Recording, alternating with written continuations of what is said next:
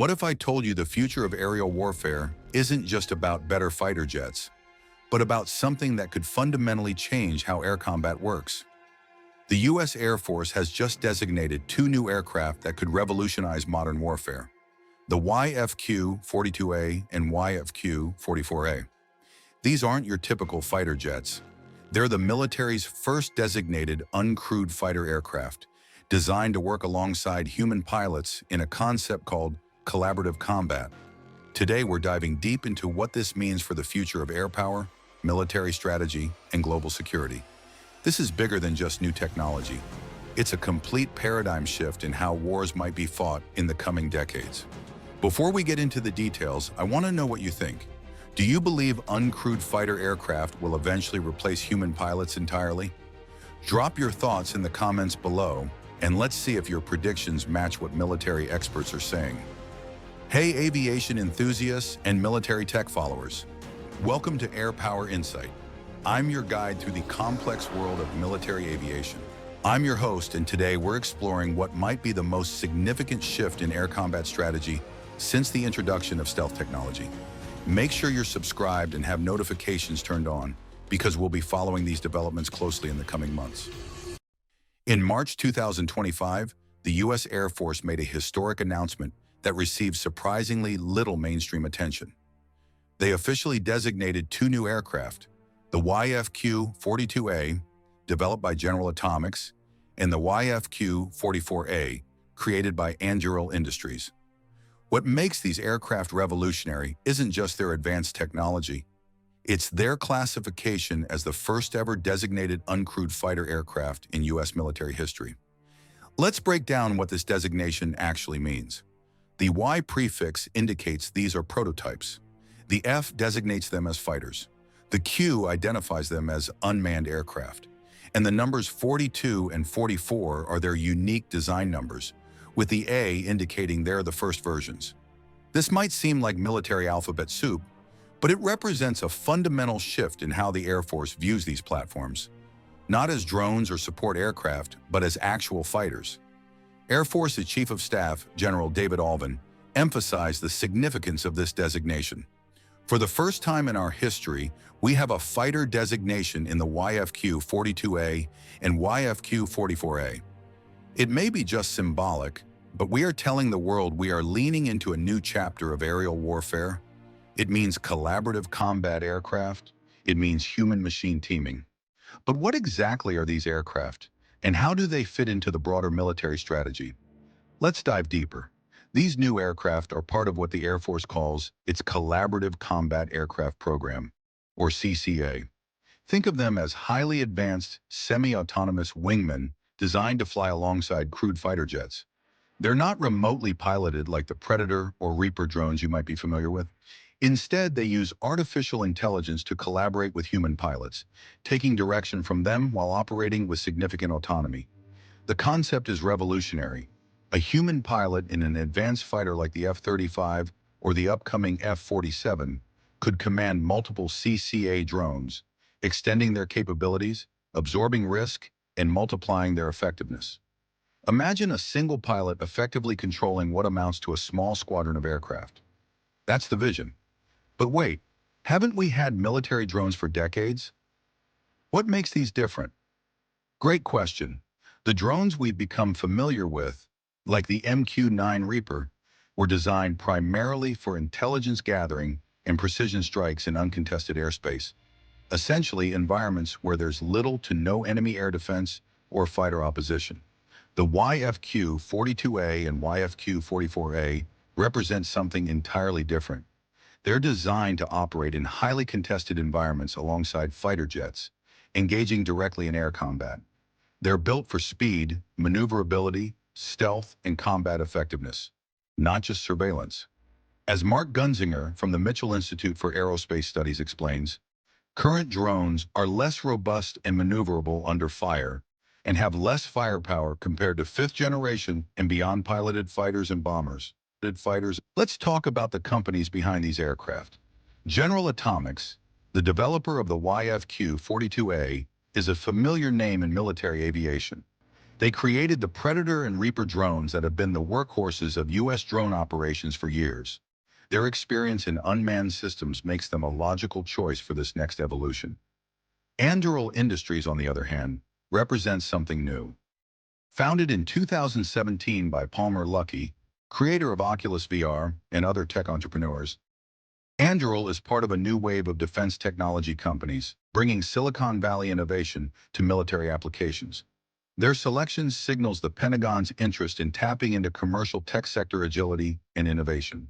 So what do we know about these aircraft specifically? While many details remain classified, we do have some information. Anduril's YFQ-44A is based on their Fury platform, which they describe as a high-performance, multi-mission autonomous aircraft, leveraging their Lattice AI software. General Atomics' YFQ-42A will similarly include advanced autonomous capabilities, sensors, and weapon systems. Both companies completed critical design reviews of their aircraft in fall 2024, and military flight tests are scheduled for later this year. The Air Force plans to make a competitive production decision in 2026 and aims to field fully operational CCAs by the end of the decade. But here's where things get really interesting. Let's talk about the economics. These CCAs are expected to cost between $25 to $30 million each, compared to over $80 million for an F-35, and potentially $200 to $300 million for the upcoming F-47. This cost differential is crucial to understanding the strategic thinking behind the program. Now, I want to pause and ask you another question. Do you think the lower cost of these uncrewed fighters means they'll be treated as expendable in combat? Or will they still be too valuable to lose? Let me know your thoughts in the comments. The CCA program isn't happening in isolation. It's part of a broader initiative called Next Generation Air Dominance, or NGAD. This family of systems approach includes both the CCA program and the development of a sixth-generation crewed fighter jet, now designated as the F-47. In March 2025, President Trump awarded Boeing the Air Force contract to build the F-47, describing it as equipped with state-of-the-art stealth technologies, virtually unseeable, and unprecedented power, the most power of any jet of its kind ever made. The F-47 is expected to operate with the upcoming fleet of CCA drones, creating a mixed force of crewed and uncrewed aircraft. This brings us to a fascinating debate that's been raging within military and tech circles. In November 2024, Elon Musk, who now heads the federal government's Department of Government Efficiency, stirred controversy by sharing a video of what appeared to be autonomous, coordinated drone swarms with the comment, "Meanwhile, some idiots are still building manned fighter jets like the F-35. He later added, "And manned fighter jets are obsolete in the age of drones anyway. They will just get pilots killed." Musk's comments sent shockwaves through the defense industry and even impacted stock prices of major defense contractors. But is he right? Are traditional fighter jets truly obsolete? Military experts have pushed back strongly against this view. Mark Gunzinger, a former B-52 command pilot with over 3,000 flight hours, argues that current drone technology has significant limitations. The ranges, speeds, and weapons payload capacity of small drones are not suited for long-haul missions across great distances into highly contested environments. These conditions would make drones ineffective in conflicts against advanced militaries like China or Russia. Gunzinger also points out that autonomous technologies will not replace the judgment and experience of human pilots for decades at best. The consensus among military planners seems to be that the future lies not in replacing human pilots entirely, but in creating teams of crewed and uncrewed aircraft that leverage the strengths of both. This brings us to the concept of loyal wingman drones. Rather than replacing fighter pilots, these advanced drones would complement them, taking on riskier missions, absorbing enemy fire, jamming enemy communications, or carrying extra weapons. The human pilot remains the decision-maker and commander, but with significantly expanded capabilities. Former Air Force Secretary Frank Kendall envisioned a force of 1,000 CCAs accompanying 500 advanced fighters, with the potential requirement growing to as many as 2,000 drones by 2030. This represents a dramatic shift in how air power would be structured and deployed. The US isn't alone in pursuing this technology. Australia has been developing its Loyal Wingman drone with Boeing, while the UK has its Mosquito program. China and Russia are also investing heavily in similar concepts, recognizing the potential strategic advantages. Let's take a moment to consider what these developments mean for the future of aerial warfare. First, they could significantly change the cost equation of air combat. If a $30 million drone can take on some of the missions currently performed by $100+ million fighter jets, it could allow for more distributed and resilient air forces. Second, they could reduce risk to human pilots. High-risk missions like suppression of enemy air defenses could be increasingly assigned to uncrewed aircraft, keeping human pilots at safer distances.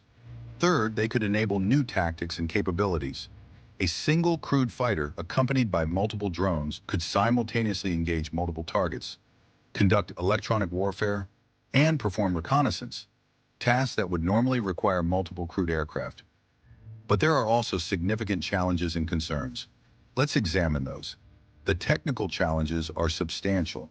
Creating autonomous systems that can operate effectively in the chaotic environment of air combat, maintain secure communications with human pilots, and make appropriate decisions under stress is extraordinarily difficult. The Air Force has been conducting experiments incorporating AI technology into converted F-16 aircraft to collect data and familiarize pilots with how AI software behaves. There are also ethical considerations. How much autonomy should these systems have? Who makes the final decision to employ lethal force? The Department of Defense has policies requiring appropriate levels of human judgment for lethal force decisions. But the practical implementation of these policies in high-speed combat scenarios remains complex. Additionally, there are concerns about vulnerability to electronic warfare. If communications between crewed and uncrewed aircraft can be jammed or spoofed, it could render the entire concept ineffective or even dangerous. Now let's shift our focus to the Navy's parallel efforts. While the Air Force is moving ahead with its NGAD program and the F-47, the Navy has been developing its own next-generation fighter, known as FA-20. Replace the FA-18EF Super Hornet fighters and EA-18G Growler electronic attack jets. However, recent reports suggest the Navy's program may be facing delays. According to Reuters, a funding dispute between the Navy, Pentagon officials, and the White House could delay the program by up to 3 years due to concerns about engineering and production capacity. This would effectively cancel the program as currently defined, as contracts and pricing would expire during that time. The Navy has stated that its FA-XX would offer just a 25% increase in range over existing tactical combat jets in its carrier air wings. A surprisingly modest improvement given the service's emphasis on extending the reach of its carrier strike groups to counter growing threats. The Navy also appears to be lagging behind the Air Force and Marine Corps in work on collaborative combat aircraft drones. Navy Rear Admiral Michael Donnelly recently acknowledged that his service was definitely in the follow behind the other services in this area. These developments are occurring against the backdrop of China's rapid advancement in next-generation fighter technology. China has already been flight testing 2 next-generation fighter-like aircraft, commonly but unofficially called the J-36 and the JXDS, also referred to as the J-50. The competition with China adds urgency to U.S. efforts.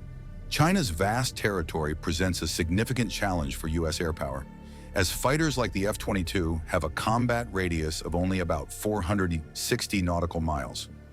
By comparison, the Air Force has stated that the F-47 will have a combat radius in excess of 1,000 nautical miles. A significant improvement, though perhaps not as dramatic as some had hoped. Let's take a step back and consider the broader implications of these developments. We're witnessing what may be the most significant transformation in air combat since the introduction of jet engines. The integration of artificial intelligence, autonomous systems, and human pilots creates possibilities that were science fiction just a few decades ago. But it also raises profound questions about the future of warfare. As systems become more autonomous and decisions are made at increasingly faster speeds, how do we ensure that humans maintain meaningful control? How do we prevent escalation in conflicts where machines might be making split-second tactical decisions? The development of these technologies also has significant implications for global power dynamics. Countries that successfully master the integration of crewed and uncrewed systems could gain substantial military advantages. This could potentially destabilize existing balances of power and trigger new arms races. The economics of defense spending will also be affected. If uncrewed systems can effectively take on some missions currently performed by exquisitely expensive crewed aircraft, it could allow for more distributed and resilient forces, but it could also lead to a quantity versus quality debate within military planning circles. Now, I want to hear from you. Do you think these developments will make the world safer by reducing risk to human pilots, or more dangerous by lowering the threshold for conflict? Share your thoughts in the comments below. Let's summarize what we've learned today. The U.S. Air Force has designated its first uncrewed fighter aircraft, the YFQ-42A and YFQ-44A, marking a historic shift in military aviation. These aircraft are designed to work alongside crewed fighters like the F-35 and the upcoming F-47, creating teams that combine human judgment with machine speed and resilience. The concept represents a middle path between fully autonomous warfare and traditional crewed combat, leveraging the strengths of both approaches. Rather than replacing human pilots entirely, as some tech visionaries have suggested, the military is pursuing a collaborative approach that keeps humans central to decision-making while expanding their capabilities through autonomous systems. The economic implications are significant, with CCAs expected to cost a fraction of traditional fighter jets. This could allow for larger, more distributed forces that are more resilient to attrition, a crucial consideration in potential conflicts with near-peer adversaries. While the Air Force is moving ahead with both its CCA program and the F-47 fighter, the Navy's parallel FA-20 program appears to be facing delays. This divergence could have significant implications for joint operations and the future composition of U.S. air power. All of these developments are occurring in the context of increasing competition with China, which is rapidly advancing its own next-generation fighter technology. The race for air dominance in the coming decades will likely hinge on which nation most effectively integrates crewed and uncrewed systems. The introduction of the YFQ-42A and YFQ-44A represents just the beginning of what promises to be a revolutionary transformation in aerial warfare. As these systems mature and are integrated into operational forces, we'll gain a clearer picture of their true capabilities and limitations. What's clear is that we're entering a new era in military aviation, one where the distinction between crewed and uncrewed aircraft becomes increasingly blurred, and where the integration of human judgment and artificial intelligence will determine battlefield success. As General Alvin put it, we are developing those capabilities thinking mission first. The mission remains the same, air dominance, but the means of achieving it are undergoing a profound transformation. Before we wrap up, I want to address one more controversial aspect of this development. Some critics argue that increasing autonomy in weapon systems could lead to an erosion of human control over warfare, potentially resulting in unintended escalation or ethical violations. Military planners counter that human oversight will remain central to operations, with autonomous systems enhancing rather than replacing human decision-making. What do you think? Is the development of autonomous combat aircraft a necessary evolution to maintain military superiority? Or does it represent a dangerous step toward removing humans from critical decisions about the use of force? The debate continues, and your perspective matters. That's all for today's deep dive into the future of air combat. If you found this analysis valuable, please hit that like button and subscribe to stay updated on the latest developments in military aviation and defense technology. Remember to share your thoughts in the comments. I read them all and often use your questions as inspiration for future videos. Thanks for watching, and until next time, keep your eyes on the skies. They're changing faster than you might think.